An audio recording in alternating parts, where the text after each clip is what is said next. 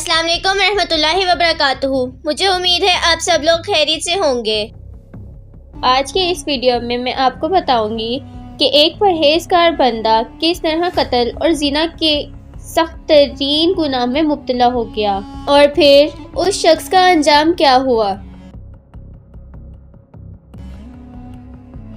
اسلام کی آمد سے قبل بنی اسرائیل میں برسیسا نامی نہایت عبادت گزار اور پرہیزگار بندہ رہا کرتا تھا۔ یہ ایک نامعلوم اور چھوٹے سے گاؤں کا رہنے والا تھا۔ اس شخص نے اپنے زندگی کے 60 سال اللہ کی عبادت میں گزار دیے تھے۔ سارے علاقے میں برسیسا کو عزت اور احترام کی نگاہ سے دیکھا جاتا تھا۔ ایک مرتبہ برسیسا کے گاؤں کے 3 نوجوانوں کو جنگ پر جانے کی نوبت سامنے آئی۔ ان تینوں کی ایک جوان اور خوبصورت بہن بھی تھی، لہٰذا وہ اپنی بہن کو اکیلے چھوڑ کر جانے پر آمادہ نہ ہوئے۔ وہ چاہتے تھے کہ کوئی ایسا شخص ہو جو ان کی غیر موجودگی میں ان کی بہن کی دیکھ بھال کرے، لہٰذا گاؤں والوں نے ان کو مشورہ دیا کہ تم اپنی بہن کو برسیسا کی سرپرستی میں چھوڑ جاؤ، کیونکہ وہ بہت متقی اور پرہیزگار ہے۔ اس مقصد کے لیے یہ سب برسیسا کے پاس گئے اور اسے لڑکی کی رکھوالی کے لیے رضامند کرانا چاہا۔ برسیسا نے یہ سارا ماجرا سنا اور پھر اپنی عبادت میں خلل اور دیگر پریشانیوں کے سبب انہیں انکار کر دیا۔ لیکن اس موقع پر شیطان نے برسیسا کے دل میں پہلا وسوسہ ڈالا۔ شیطان نے برسیسا کی نرم دلی سے فائدہ اٹھاتے ہوئے اس سے سرگوشی کی کہ اگر یہ لوگ تمہاری طرح کوئی نیک آدمی نہ ڈھونڈ سکے اور اس لڑکی کو کسی غلط آدمی کے پاس چھوڑ گئے تو اس لڑکی کی زندگی خراب ہو سکتی ہے اور تم بھی برابر کے ذمہ دار ہوگے۔ برسیسا شیطان کے اس وسوسے میں آ گیا اور اگلے ہی دن اس نے ان 3 نوجوانوں سے ان کی بہن کی رکھوالی کی ذمہ داری قبول کر لی۔ اب وہ نوجوان لڑکی برسیسا کی عبادت گاہ کے سامنے والے گھر میں رہنے لگی۔ شروعات میں برسیسا کھانے پینے اور دیگر ضروریات کی چیزیں اپنی عبادت گاہ کے باہر رکھ دیا کرتا تھا اور وہ لڑکی یہ چیزیں اٹھا کر اندر لے جایا کرتی تھی۔ ایک دن شیطان واپس آیا۔ اس نے برسیسا کے دل میں یہ خیال ڈالا کہ کیوں نہ تم کھانے پینے کی چیزیں لڑکی کے گھر کے دروازے کے باہر رکھ دیا کرو، اس طرح اسے خود چل کر تمہاری عبادت گاہ تک نہ آنا پڑے گا اور وہ لوگوں کی نگاہوں سے بھی محفوظ رہے گی۔ برسیسا اس بات پر راضی ہو گیا اور کھانا پینا اس لڑکی کے دروازے کے باہر رکھنا شروع کر دیا۔ کچھ دن بعد شیطان دوبارہ برسیسا کے پاس آیا اور اس سے کہا کیوں نہ تم یہ کھانا اس لڑکی کے گھر کے اندر رکھاؤ، کیونکہ وہ اس طرح دروازہ کھولنے اور گھر سے باہر نکلنے کی زحمت سے بھی بچ جائے گی اور کسی انسان کی نظر میں آنے سے بھی بچی رہے گی۔ اسے کھانا پینا اس لڑکی کے گھر کے اندر رکھنا شروع کر دیا۔ کچھ عرصہ گزرا تو شیطان دوبارہ واپس آیا۔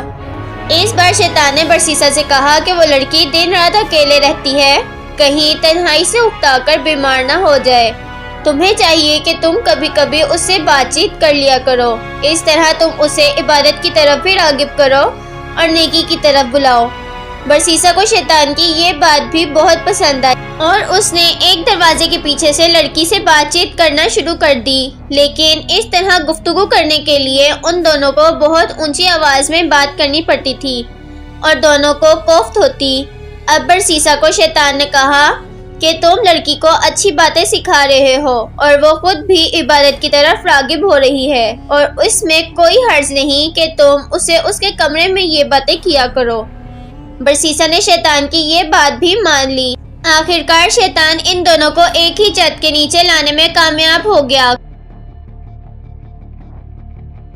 کچھ دن اسی طرح نیکی کی باتیں کرتے ہوئے گزرے اور کچھ دنوں کے بعد ان کے درمیان آتش عشق بھڑکنے لگی۔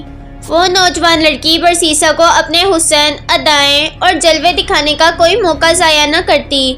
ادھر برسیسا کی نگاہیں لڑکی کے حسن سے نہ ہٹتی۔ یوں چیزیں بگڑتی چلی گئیں اور وہ دونوں زنا کے عمل میں مبتلا ہو گئے۔ کچھ عرصہ اسی طرح گزرا اور پھر لڑکی حاملہ ہو گئی۔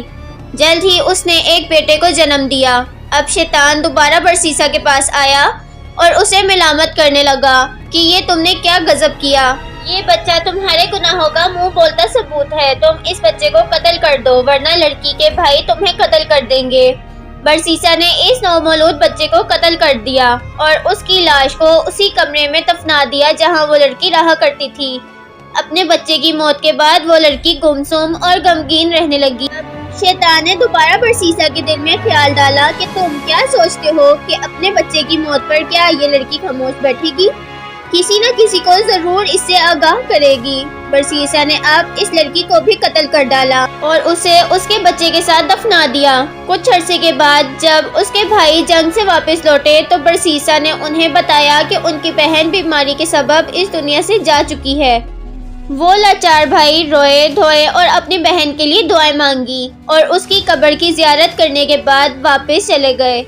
برسیسا کے تقوی اور پرہیزگاری کی شہرت ہی کچھ ایسی تھی کہ کسی نے بھی اس پر شک نہ کیا۔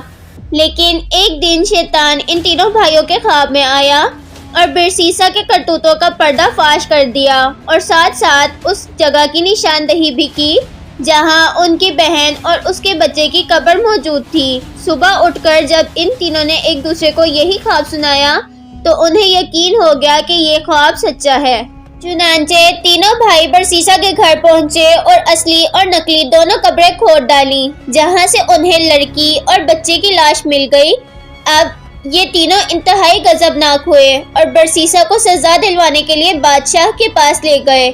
برسیسا جانتا تھا کہ اب اسے کم از کم موت کی سزا ضرور ملے گی۔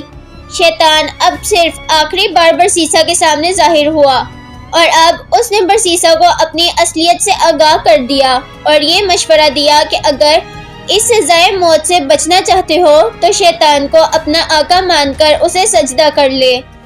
برسیسا نے موت کے ڈر سے یہ عمل بھی انجام دے دیا اور شیطان کو سجدہ کر بیٹھا۔ اب شیطان نے برسیسا سے کہا، میرا تجھ سے کوئی تعلق نہیں، میں تو اللہ سے ڈرتا ہوں جو تمام جہانوں کا رب ہے۔ یہ کہہ کر شیطان چلتا بنا۔ برسیسا کو پتھر مار مار کر قتل کر دینے کی سزا سنائی گئی اور اس طرح بنی اسرائیل کا مومن اور پرہیزگار راہب کفر کی حالت میں مرا۔ امید ہے آپ کو یہ ویڈیو بہت پسند آئی ہوگی۔ لائک، سبسکرائب اور کمنٹ ضرور کیجیے گا۔ اب ملیں گے اگلی ویڈیو کے ساتھ، تب تک کے لیے اللہ حافظ۔